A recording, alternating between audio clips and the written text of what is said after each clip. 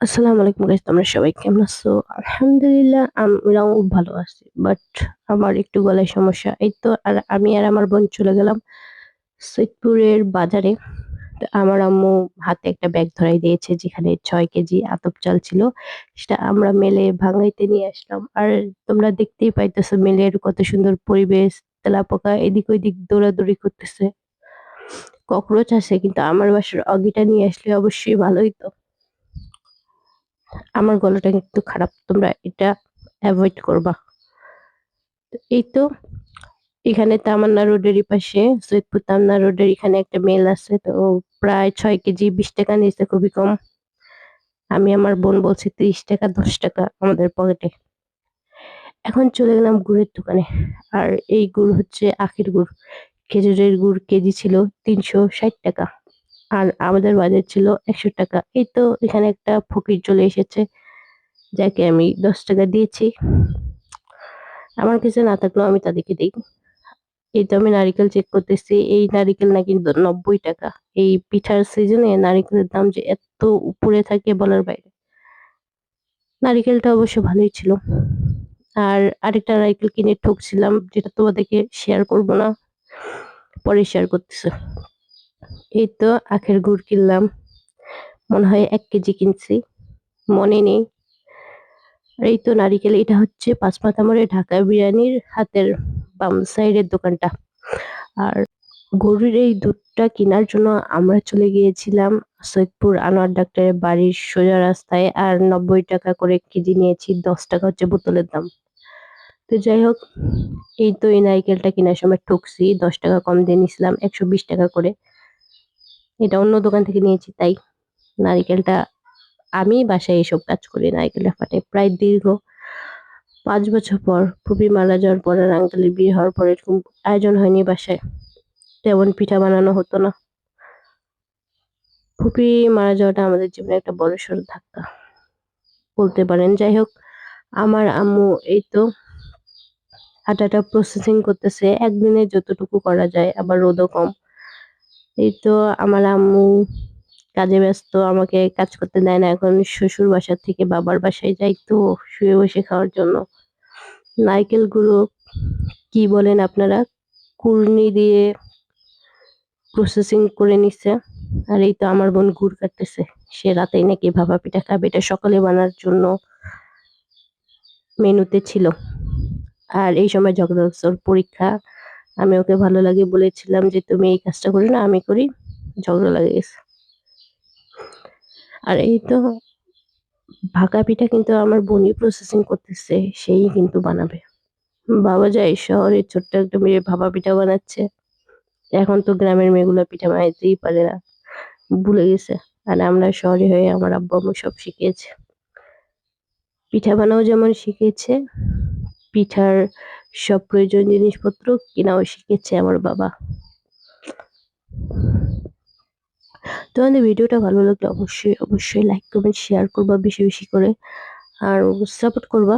খুব শীঘ্রই তোমাদের সাথে এভরিডে ব্লগ নিয়ে আসবো। এখন একটু গিজিবিজি ব্লগের সময় চলতেছে, একটু ম্যানেজ করে নিবা। আমার আরেকটা ফোন সমস্যা দিল। সরি গাইস, তোমরা এভয়েড করবা। তো তোমাদেরকে তো বলাই হয়নি, পিঠাটা বানানোর মেন উদ্দেশ্য হচ্ছে আমার শ্বশুর বাসায় এই পিঠাগুলো পাঠানো হবে। পাঠানো হবে বলতে আমিই নিয়ে যাব। আর ৳১,০০০ মধ্যে বেশি টাকা খরচ হয়নি গাইস। মাত্র ৬০০ না, ৳৭০০ কাছাকাছি ভাড়া-টাড়া সহ ৭০০ই হবে। খরচ হয়েছে কারণ চালটা হচ্ছে আমার দাদু বাড়ির। এটা হচ্ছে আমার আব্বুর ফুপি দিয়েছিল। গুড়, চিনি, নারিকেল, দুধ এসবই কিনতে হয়েছে। আর নারিকেলের যে দাম এই সময়। এই তো এখন আম্মু বানাবে হচ্ছে সেমাই পিঠা। এটা হচ্ছে আমার শ্বশুর আব্বুরের অনেক প্রিয়। সেইজন্য বানানো হচ্ছে। গলাটা খারাপ থাকার কারণে ভয়েসটা হয়তো সমস্যা দিতেছে। তবে একটু ম্যানেজ করে নিবা। এদিকে আমার বোন ভাপা পিঠা বানিয়ে নিয়েছে। আগে কিন্তু ভাপা পিঠা ভাল লাগতো না। এখন খাই ১ টা ২ টা। ২ টা না ১ টা। একটাই যথেষ্ট। এই তো আমার আম্মু সেমাই পিঠা বানাচ্ছে। আমিও কিন্তু হেল্প করছি ভিডিও করার পরে। ভিডিওটা তো 2-3 সেকেন্ডের ক্লিপে বলতে গেলেই মানুষ এখন ভিডিও দেখেই সবকিছু মনে করে। এই তো দুধ, আমি অবশ্য কাঁচা দুধ একটু খেয়েই এসেছিলাম সেখান থেকে মিষ্টি কিনা। মিষ্টি না হলে নিতাম না। আমি আবার কাঁচা দুধ ডিম খাইতে পারি।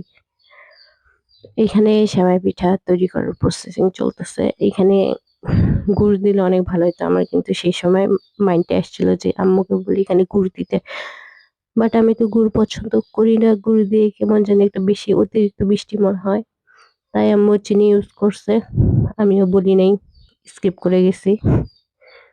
মিষ্টি খুবই অপছন্দ। একটার বেশি মিষ্টি খাইতে পারি না আমি। তবে হ্যাঁ, পায়েস খাইতে পারি। তো আম্মুর হাতের পিঠা কিন্তু সবারই পছন্দ। সবার মায়ের হাতের পিঠা। এই তো আমার আম্মু সেমাই পিঠাগুলা দিয়ে দিতেছে দুধে। আর এখানে শুধু দুধই আছে, পানি এড করা হয় নাই। পানি একটু এড করা হয়েছে। আমি মিথ্যা বলেছি। দুধ একটু কম পড়ে গেছিল তাই একটু পানি দিয়েছি আমরা। আর এখানে গুড় আর চিনি, সরি গাইস, গুড় আর নারিকেল দিতেছে আম্মু।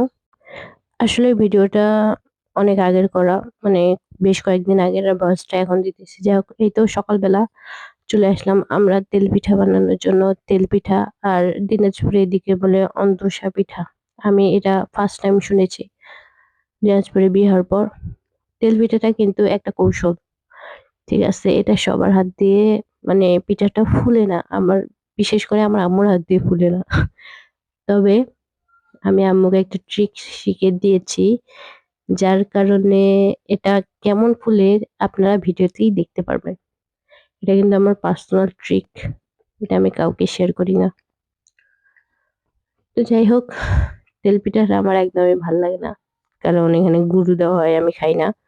বেশ কয়েক রকমের পিঠা তৈরি হবে। আমি আপনাদেরকে বলি, তেল পিঠা, দুধ পিঠা, ভাপা পিঠা, নারিকেল পিঠা, নুনিয়া বা ননাস পিঠা, পাটিসাপটা পিঠা, আর মনে নাই কি, এই কয়টাই মনে হয়।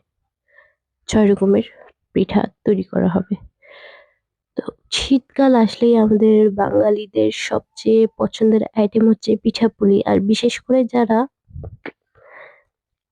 মানে মিষ্টি পছন্দ করে আরকি। এটা হচ্ছে পাটিসাপটা পিঠার প্রসেসিং চলতেছে। এখানে গুড় দেওয়া হয়েছে, ডিম দেওয়া হয়েছে, আর নারিকেল দেওয়া হয়েছে। এটা আমার সবচেয়ে জঘন্য একটা পিঠা, আমার ভালো লাগে না। আমার পছন্দের পিঠা হচ্ছে নারিকেল পিঠা। আর এই তো নুনিয়া পিঠা, এটা আমার ফুপির সবচেয়ে পছন্দের পিঠা ছিল। ফুপিটাকে খুব বেশি মিস করতেছিলাম ওইদিন। যাই হোক, আল্লাহর জিনিস আল্লাহ নিয়ে গেছে। আমাদেরকেও যাইতে হবে একদিন। দুনিয়াটা ক্ষণস্থায়ী, চিরস্থায়ী নয়। এই তো বাঙালি মায়ের বাঙালি বুদ্ধি। পিঠাগুলো কত সুন্দর করে পিস পিস করে কেটে দিয়েছি। এই তো আমি বসে গেলাম পিঠা ভাজতে, না হলে লেট হয়ে যাবে। আর আমাদের এইখানে একটা অ্যাক্সিডেন্ট হয়েছিল ২ দিন আগে, তাই আমাকে দিনের বেলায় পাঠানোর চিন্তা ভাবনা আমার আম্মু-আব্বুর। তো এই তো ননাস পিঠাগুলো আমি ভাজে নিতেছিলাম। বেশ সুন্দর ফুলে যাচ্ছে। যেমন করে আমাদের আত্মীয়রা আমাদের ভালো দেখলে তেলে বেগুনে ফুলে ওঠে। ননাস পিঠা কিন্তু আমার সবচেয়ে পছন্দ। আমি কিন্তু ভাজতে ভাজতে অনেকগুলা প্রায় খাই নিয়েছি। তো অনেকগুলো বলতে ৩ টা। আপনারা আবার ফির ডালি ডালি মনে করিয়েন না। এই তো এবার আসছে পরীক্ষা। বিশেষ পরীক্ষা বলা যায়। তো যখন আরকি ফুলে উঠছিল, আমি আমার নানিকে বলছি, "নানি ফুলে গেছে।" আমার আম্মু অনেক খুশি হয়েছিল। আমার আম্মু অবশ্য সেই সময় গোসলে গিয়েছিল। আর এটা হচ্ছে আমার নানি দিয়েছে। এটা হচ্ছে আমার আম্মুর সবচেয়ে ফেভারিট আইটেম পিঠার মধ্যে। আর আমার আম্মু কিন্তু মিষ্টি পাগল তার বাবার মতো। আর একটা কথা তোমাদেরকে শেয়ার করি। ভিডিওটা এত কষ্ট করে শুট করার পরে আমি রেডি হইতে গিয়েছিলাম। আর সেই সময় আমার বোনকে বলেছিলাম যে, "যেখানে পিঠাটা রাখা হবে তুমি সেইটা কিন্তু ভালো করে হাতে নিয়ে ভিডিও করবা।" সে সেটা ভিডিও করেনি। সে জঙ্গল ভিডিও করছে, এটা তোমরা শেষে দেখতে পারবা। এখন আমি ভয়েসে বলতেছি, ও কিন্তু আবার মন খারাপ করবে। তো যাই হোক, এখন পাটিসাপটা পিঠা ভাজা হবে। আর তোমরা অবশ্যই সাপোর্ট করবা অলওয়েজ। ভিডিওটা ভালো লাগলে লাইক, কমেন্ট, শেয়ার করবা। কমেন্ট করো না তোমরা পেজে, আর ইউটিউবে তো ভিউই হয় না। পেজে যে একটু হয়, মনটা দেখে শান্ত হয়। ২০ থেকে ৩০ জন সমস্যা নাই। গিজিমিজি ভিডিও হয়তো তোমাদের ভালো লাগে না। খুব শীঘ্রই রেগুলার ভিডিও নিয়ে আসবো। Main topic, main theme create করে তোমাদের সাথে শেয়ার করব। আর তোমরা তো তোমাদের ভাইয়া সহ বেশি ভিডিও দেখো। আমি চলে গিয়েছিলাম রেডি হওয়ার জন্য। আর ভিডিওটা প্রায় ১০ মিনিট ৩৫ সেকেন্ডের। আর এতক্ষণ যে আমি কি কথা বলবো আর কি বলবো না বলবো সব গিজিমিজি। তো ভিডিওটা তোমাদের ভালো লাগলে অবশ্যই লাইক, কমেন্ট, শেয়ার করবা, সাপোর্ট করবা। আর আমি অতিরিক্ত কথা বলতে পারি না, তাও কষ্ট করে যেতটুকু বলছি আলহামদুলিল্লাহ।